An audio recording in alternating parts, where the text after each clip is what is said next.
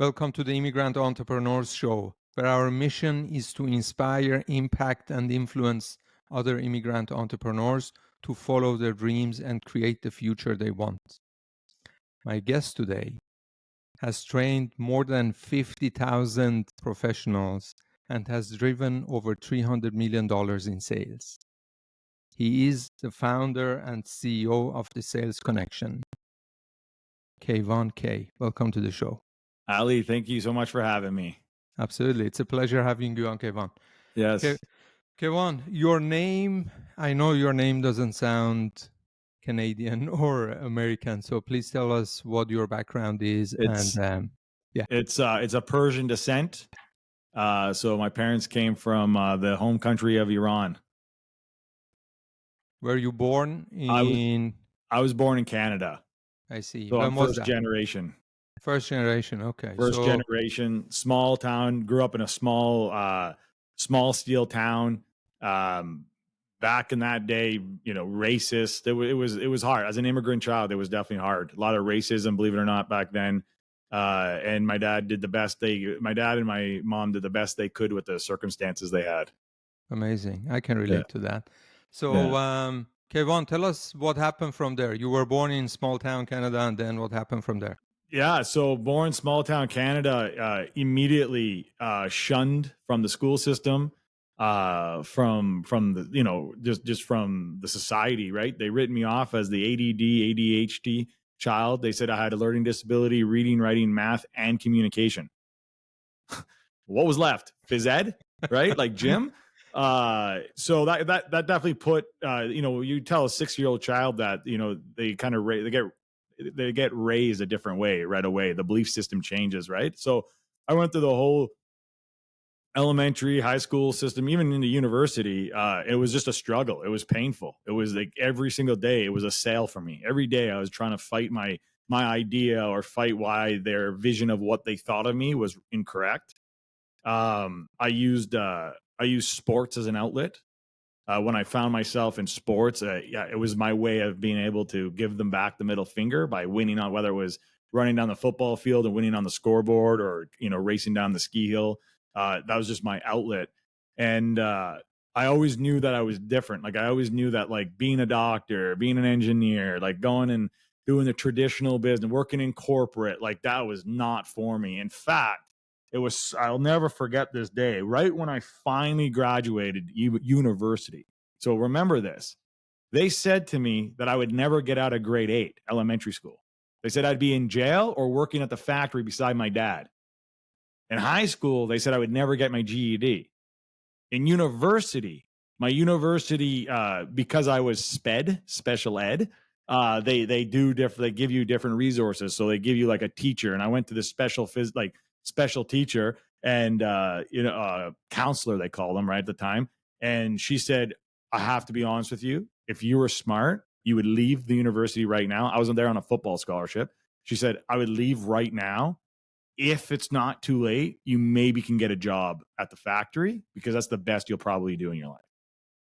Like, so you can imagine, I left the Sioux, like Sault Ste. Marie, left all that racism, finally, said F you to everybody. And then I walked into what I would say the real world, and boom, hit with it again.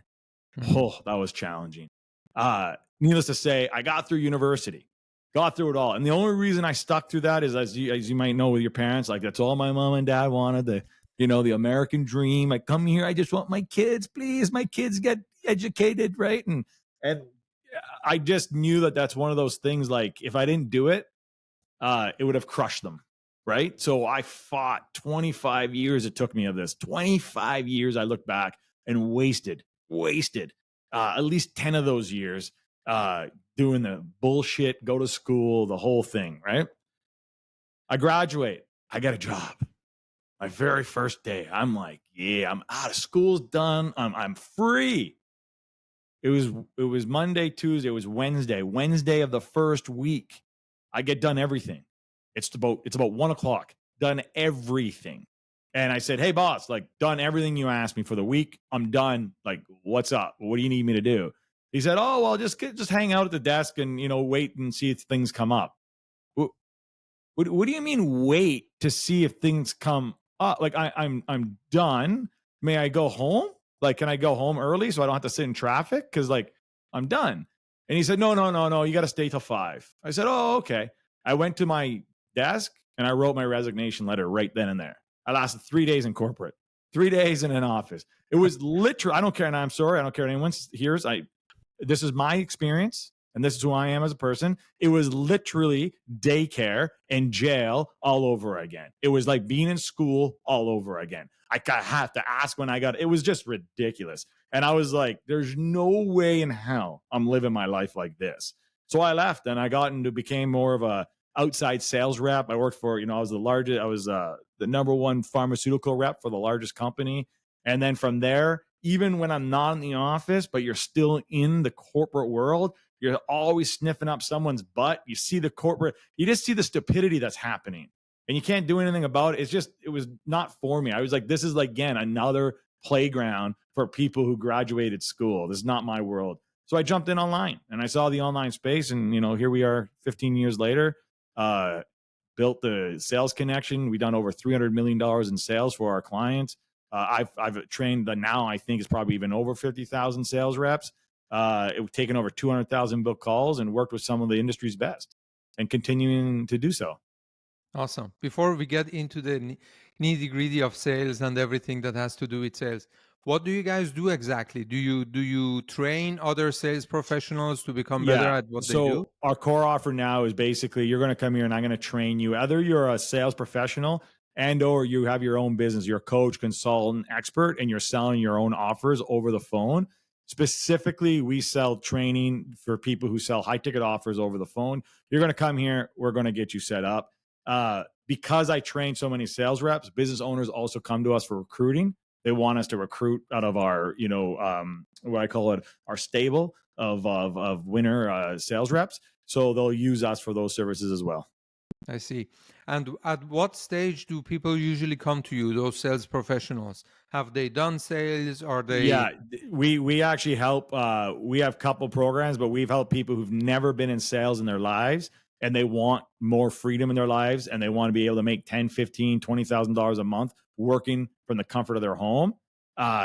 They come to us. We teach them the exact sales process. We teach them exactly the industry we're in. And then we actually guarantee them a job now because I have so many people that don't want to work with us that at the end they have to graduate. They got to do the certificate. But if they graduate and they actually do the certificate and they show that they've learned and they've grown, we actually can put them into our clients' offers and get them started as outbound salespeople, and then we get them up into closers. So we not only do we provide the training, we now actually provide them a place to stay and actually get paid and work with in a career.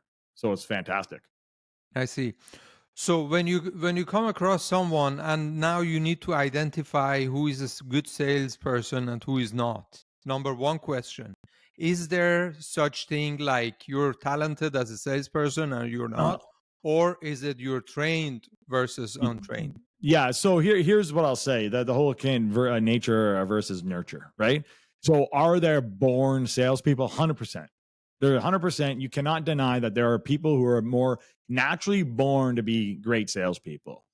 But can you develop salespeople? 100%. 100%. And we've developed people who I've developed introverts, people that can't even, that are scared to have conversations. We showed them how to have the conversation. We show them how to step out of their comfort zone long enough to exist into a sales conversation so they can get heavily rewarded for it. At this point, I look for not if you're meant for sales, if you have a great voice, if you have some vivacious personality. I'm not looking for that at all. I'm actually looking for people who are committed. Are you committed to the process and are you committed to change? So if you are a positive, if you're charismatic, if you're likable, if you're willing, if you know that you have to work hard to get to where you want to go, like success doesn't come easy, I can turn you into a salesperson. If you're a victim, everything's everyone else's problem, I'm right, you're wrong, and you're just in that, and like, and I hate sales and selling sucks and blah blah blah, you're not for us. It's not for us. I see. I would like to just go back to what you just said. You said, I do believe that there are born salespeople that are basically more talented than others. It's not I that I'm saying they're more talented. I'm just saying they were born with Okay, it. So they got got a you. little bit of yeah, I'm not saying that they're more talented. They're just naturally inclined to it. But Okay. here's the thing. If I have a born salesperson, let's just say, who doesn't train, who doesn't do the work, doesn't have the right mindset, doesn't show up, doesn't implement, and then I got someone who wasn't, say, a born salesperson, but they've been committed, they go through the process, they work, they study, they train every single day, that person's going to win 100% over this naturally born salesperson. I was just saying that there's always this argument where it's like salespeople are either born or they're always, you can always make them, and it's like, no, guys, there's actually both. Mhm. There's a such thing as both. There's two worlds that could exist, and then at that point, it's what that individual does. Are they committed? Do they show up? Do they do the work? Do they do the reps? Are they willing to get dirty? Do they understand what sales is all about? That's where it separates good to great. Right. Speaking of naturally inclined salespeople, I believe, or it's been my experience, correct me if I'm wrong. Like, I was born in Iran, right? Grew up in Switzerland. Now I live in the US. So I have seen people that are from that part of the world. Let's call it Middle East. Yeah, yeah, yeah, yeah. And I truly believe these people are somehow selling naturally. Like, Yeah. the way they explain, the way they interact with you, the way they communicate, it's naturally selling, I believe. What do you Yeah, think? 100%. Here, let's just take even a step back. Sales is everything and everywhere. Everything you want in life is a sale, and everything you get is your commission. You are selling whether you believe it or not. When you're talking to your kids, you're Mhm. either selling them and convincing them to listen to you, or they're selling you and convincing you why they're not going to. When you're going to work, no matter what job you are, and you're trying to get a promotion, you're trying to get your ideas across the table, you're trying to get someone to listen to you, you're trying to get someone to connect with you, you're trying to get someone to understand you. That's all sales. That's what selling is. We have this perceived notion, this negative notion that sales is bad, sales is evil. It is evil. If you're thinking about the used sales Carmen in the 80s with the greasy hair and the greasy suit, that is evil. But that's not what sales to me is about. That's criminal. That's, to me, is criminal activity. Sales to me is very simple. It's a transference of energy and connection. Positive, exciting, fruitful, abundant energy that creates a connection to somebody who has a problem, and you have a solution to solve that problem. So selling is evil when you sit there and say, hey, I'm going to sell ice to an Eskimo. That's evil. Rubbers to a monk. That's evil. But I'm going to actually sell something to a person who is actually in pain, or they need something because what the current status is not working. And I'm going to give them a solution so I can fix their problem, fix their pain, so they can go to a better place in their business and their lives, wherever it might be. That's not evil. That's called transformation. That's called coaching. That's what doctors do. You walk into a doctor's office, you have pain. The doctor asks you a question, and then what happens? He diagnoses you, he figures out what's up, and then he gives you a prescription. That's exactly what sales is. Awesome. So Yeah, yeah. I would like to bring up something that you have been doing since the minute we got on this conversation. And this is changing your tonality, Yeah. you know? So, how much do you believe in sales? It is about what we say versus how we say it. It's not even that. So we got the golden rule, we got the platinum rule. The golden rule is like not what you say, it's how you say it. That's a golden rule. Platinum rule is people don't remember what you say. People don't remember how you say it, but people will always remember how you made them feel. And sales is about how you make people feel. Because sales, people buy on emotion and they justify on logic. So people will always buy emotionally, and then they think about it after. Oh, was that smart? Should I not do that? Blah, blah, blah, blah. So for me, sales is all about the words you use at the right time, at the right moment. It's all about finesse.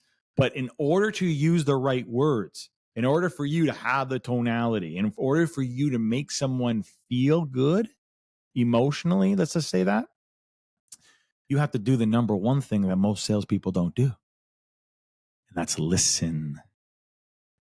The less you talk, the more you sell. Most salespeople don't know that, though. They talk. They talk their way out of a sale. They talk their way into objections. They talk their way into resistance because they think talking is selling. Talking isn't selling. Asking the right questions is selling. And I'll tell you this, and I'll leave it here. The smartest person in the room is not the one that has all the answers. The smartest person in the room is the one that has and asks the right questions. So what do you do if you ask a question and then the answer comes back to you with a question where you don't have the answer to the question? Well, it's okay. So I'm asking a question comes back to me, and I don't have the answer to the question. That's correct. So you're just like, this is just a one-off? Well, basically, you're asking me something, Yeah. and instead of me answering you, I give you a question back. And then I would ask a question back. Okay. Or it's called a redirect question. There's two different things because you asked, I don't have an answer to. So if you're actually asking me a question that is something to an answer that I have to add, that warrants an answer, and I don't have that answer, I'll tell you the one thing you don't do. You don't make up bullshit and you don't lie. Mm-hmm. You do that. You know what, John? That's a great question. Let me get back to you on that. And you move on. Right. Because it's better to be honest and authentic and real than it is to make up bullshit and lie. Making up bullshit, lying, being sleazy, being slimy is all in the same bucket as sales is evil. Mm-hmm. Being real, being authentic, go to a doctor and they don't have, what do? They don't have the answer. What do they say they do? They go, you know what? I got to send you to what? A specialist. So you know what, John? I got to speak to my team with a bunch of specialists who will actually have that answer for you, and I'll make sure I get back to you on that. No harm there. No foul there. They actually respect you for that. Now, if someone's just asking you questions and questions and questions, then you got to ask redirect questions. So you got to ask questions back to them, because I'll tell you this, the person asking the questions controls the sale. You'll lose the questions, you lose the sale. You lose the sale, you lose your commissions. At what point do you tell the prospect, hey, I don't think this is for you. I don't think I can help you? At the moment you find out or you realize you can't help them. So it doesn't matter. The moment you realize that you know you can't help them is the moment you stop and you let them know. Because any time you spend after that is, if you want to be selfish, it's a complete waste of your time. And if you want to be selfless, it's a complete waste of their time. And how dare you waste the only thing money cannot buy is time.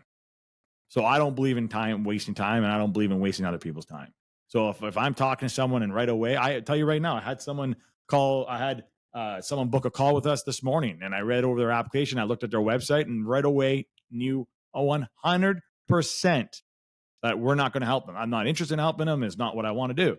I didn't go to the call and waste their time. I emailed them. I texted them right away and just said, hey, I looked at your website, looked at your application. Unfortunately, we're not the right fit for you. I want to give your time back. I didn't wait for them to get on the call and burn another hour, burn a half hour. I didn't do any of that. I tell them right away, respect people's time. Sales is an easy game when you get it. When you realize sales is just about connecting and having conviction and believing in your product because your product actually serves, your product actually helps. The selling becomes easy. It's just an aftermath. It doesn't even feel like selling. That's why I called the business the sales connection, because it's not the sales push. It's the sales connect, the two people connecting, energies connecting, alignment happening, synergy coming together. So both people win-win. Win-win. It's not win-lose. It's not lose-win. It's not lose-lose. It's win-win. There's only one outcome, win-win. That's the abundant outcome. You go into a win-win situation, everybody's happy. How much do you think making or becoming a good salesperson has nothing to do with what you're selling, what industry you're selling, high No. ticket, low ticket? 100%.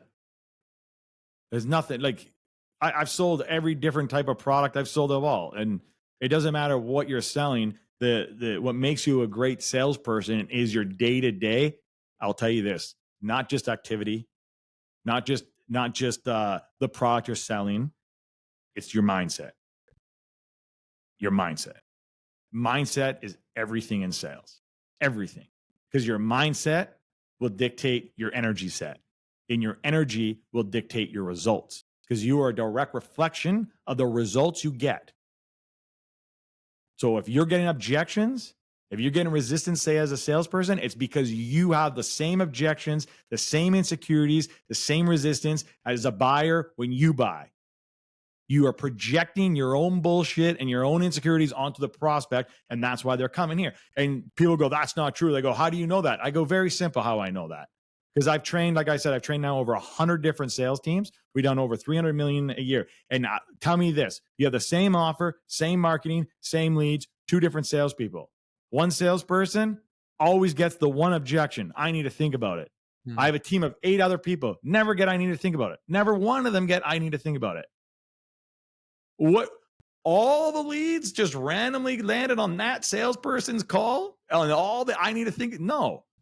The reason that salesperson keeps getting the I need to think about objection is because he or she needs to think about it every time they buy. So they're projecting their own BS onto the prospect. Or other salespeople have money issues. So money's always a price. Like money's always an issue. Or my partner. Most of those objections are literally a reflection of the closer. And that's why I say sales, it's not just sales, even in life and business. This is entrepreneurship. It all starts with the mindset. You have the wrong mindset, nothing's going to work. It's going to be hard. It's going to be grueling. You're going to face challenges. So when you have the right mindset, you don't look at challenges, you look at opportunities. Very true, my friend. Very true. So how much do you believe one needs to be, tough-skinned? If that's something. Very tough. Okay. Yeah. The more tough you can be in sales in that sense, the better you're going to be. If you're a softie, if you're worried about other people's opinions, if you're looking for approval, it's called the need for approval. So if you're someone who needs the approval of everybody else, you're not going to be good at sales. Again, it comes with confidence, right? That comes with the confidence, that comes with the conviction, that comes with the clarity, that comes with the certainty. Is that something people can learn and train? Yes. Yeah, absolutely. Now, as a salesperson, or just life. You're either an observer or you're a player. You're either watching the game, you're playing in the game. And I know all my life, I want to be playing in the game. I spent half of it observing, and it made me miserable. How when did I finally took off my shield and realized here's the problem. When you're observing the game, you're watching everybody else walk by. You're watching everyone else go by and take what's yours. You're sitting there and you're saying, oh, that guy has that. Oh, that guy, he looks good. Oh, he has more money. Oh, he came from that. Oh, he has a better personality. Oh, he's better looking at me. All that is BS. All that is excuses giving yourself so that you can sit there and feel good why you didn't go after your dream, and especially in entrepreneurship, why you didn't actually go out and build the business. Building a business is hard. It sucks. It's not easy. Anyone that tells you it's easy is a liar. How being a business owner sucks more than its pleasure. But you know what sucks more than all of that? Being a sellout. Living a mundane life, an average of life. Clocking in and clocking out every single day. Half the people that you once hung out with would say, 10 more years till I retire. And then what? With inflation, the way we're going, then what? You have no money and you're tired and you just gave up 30, 40 years of your prime years? For what? Diddly squat. No, thank you. I watched my dad do it. My dad if my dad was alive today, he still would be yelling at me, Oh, get yourself a pension. Oh, how did that pension work out for you, Dad? You tell me. Didn't work out that well. I don't need that safety. I'm going to create my own safety. And I'd rather go down trying than not try at all. I'll tell you this. I used to play sports, and I tell my salespeople this, and I love this crew that if we're talking about entrepreneurs need to have this. This is the same friggin' attitude that they need to have, is this. When I played sports, football, I was playing football. Most people would rather win the game and leave it all on the field and not leave it on the field, meaning they've won the game but never given their best. I'm the opposite. I'd rather lose the game and know I left everything on the field, because nothing's worse than walking out that field knowing you could have left more, win or lose. And most people are lazy. They don't want to feel the pain. They don't want to get through they don't want to go uncomfortable, and they don't realize that that's just their subconscious holding them back.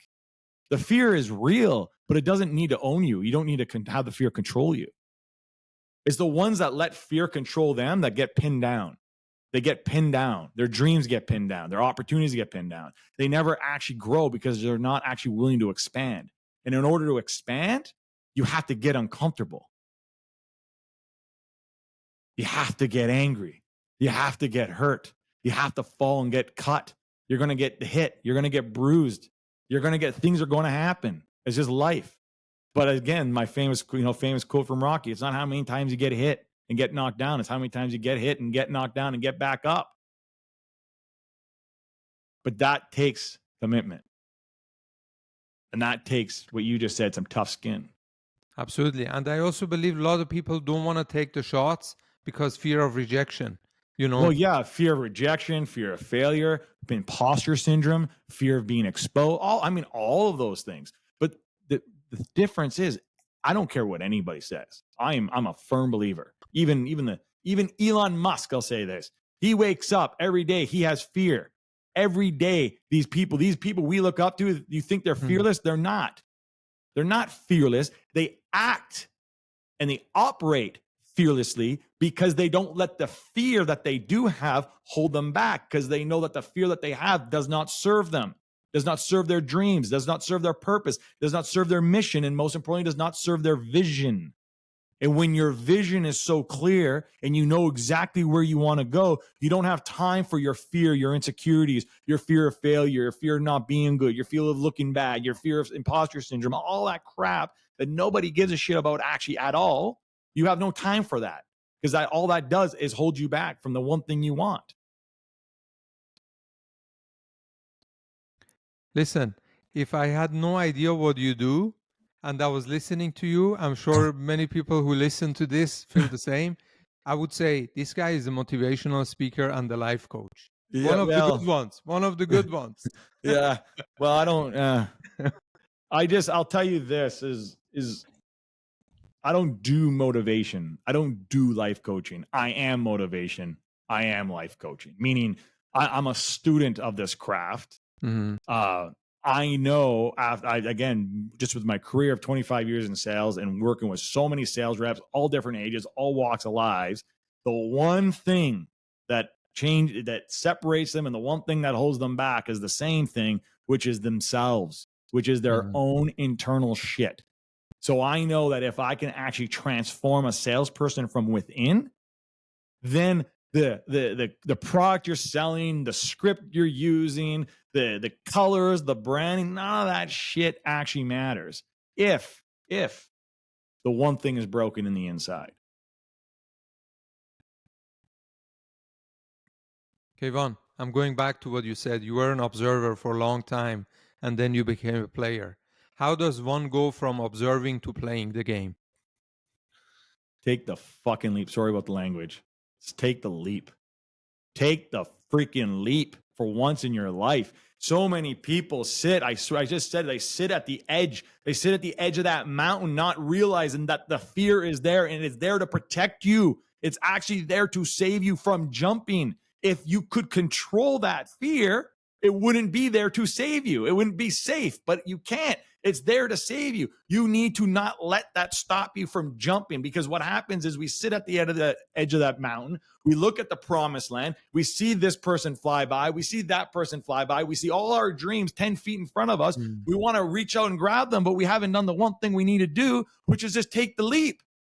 And what's the worst case that happens? Worst case happens what? You start falling. Okay, great. You start falling. You know what's going to happen? You're going to fall again. You're going to get hit. You're going to bounce off the mountain a little bit. But before you actually fall to the ground, you're going to find your wings and you're going to start to fly. And then you're going to start to soar. Most people never even know what it is to fly or what it is to soar because they're not willing to take that leap. They take the step back. And I'll tell you right now, you will never, ever, under no circumstances, I don't care what anybody says, will ever be able to actually achieve anything of significance that you think is significant to you, not to me, to you, that you want in your life that is outside your comfort zone right now without taking that leap. That's it. You got to do it. You got to be okay going after your dream at the risk of everyone else's disapproval. You got to be okay knowing you are going to have to break down before you break through. You're going to have to be alone. It's going to be lonely in the beginning. They're going to judge you. They're going to talk behind your back. Then they're going to start asking for a job from you, and then they're going to want to be your best friend. You're going to have to be willing to go through that process. You can't go from zero to their best friend. You have to go through it. You have to go outside yourself. You got to go outside. The problem also is people's environments. The environment you're in will kill you if it's not a growth environment. So for me, my mom, my dad back in Ontario, that was a bad environment. Every time I call home or hang out, my dad's telling me to get a pension, and my mom going, "Oh, honey, I love you so much. I love you. Please, Azizam, go back to work. You had a good job." I don't need to hear that. I already have those things going through my head. I don't need to hear that from my mom. That's not helping me. That's cutting my legs from underneath me. So you know what I had to do? I flew across the country. At some point, I actually called my mom and I said, and then, Persian moms and their sons, you know that. You want a bond to not want to mess with? Don't mess with that bond, right? I called my mom. It was the hardest thing ever. I said, "Mommy, I'm going to have to ask you to stop calling me. I will call you when I'm ready." And it's not because I don't love you. And it's not because I'm mad at you. It's because I need to go do me. And every time I'm calling home, you're telling me how much you love me and how much you want me to quit without realizing that. And I know, Mom, you're not doing that to hurt me. You're doing that because you love me. But that love is killing me. Took me 8 months. 8 months. Then I called her. And in that 8 months, I had more growth and I've done more things that got me to where I am than ever before. Are you willing to be? I know we're coming to an end here. I'll ask the last question to the audience, because these are entrepreneurs and entrepreneurs need to hear this. This is the reality of entrepreneurship here. Are you willing to be incredibly selfish today so you can be incredibly generous tomorrow? Because you can't give what you don't have. Very well said. Very well said. Kayvon, I actually have a couple more questions for you before we get into the end. How does one who's listening to you is like, "Oh, this guy is exactly talking to me. I want to take the leap. Let's take the leap. But how do I get started in sales?" Easy. Go to kayvon.com and book a call with us, and I'll get you started in sales. Awesome. Yeah. You got the answer right there. Yeah. If you actually want to get started in sales, we're right now, literally, like, we are in the moment right now, actually bringing on a bunch of new people, taking them through an 8-week immersion, a live immersion class with me, because I'm in such a need of salespeople. I'm actually looking right now for people. So if you know that if you're sitting at home and you're like, you want to put it this way, you're sitting at home and you want to make 10, 15, 20K a month, sitting, flapping your gums. All you need is a computer, a cell phone. You don't even need a cell phone. You need a good computer and good internet, and follow a script and talk to people and connect with people, I mean, that was a game changer for me. That's it. Awesome, man. Thank you so much, Kayvon. I know you're a busy guy, sales guy. Time is money. Time is money. So I will respect your time. Thank you so much for coming on and giving so much value to our audience. Yeah, It's appreciate unbelievable. Absolutely. So tell us one more time where people can find you. We will Yes. also connect you in the show notes so people get the direct link. Just to make it easy, come on by to kayvon.com. You can book a call with me right there. It's kayvon.com, KAYVON.com. Thank you so much, and God bless.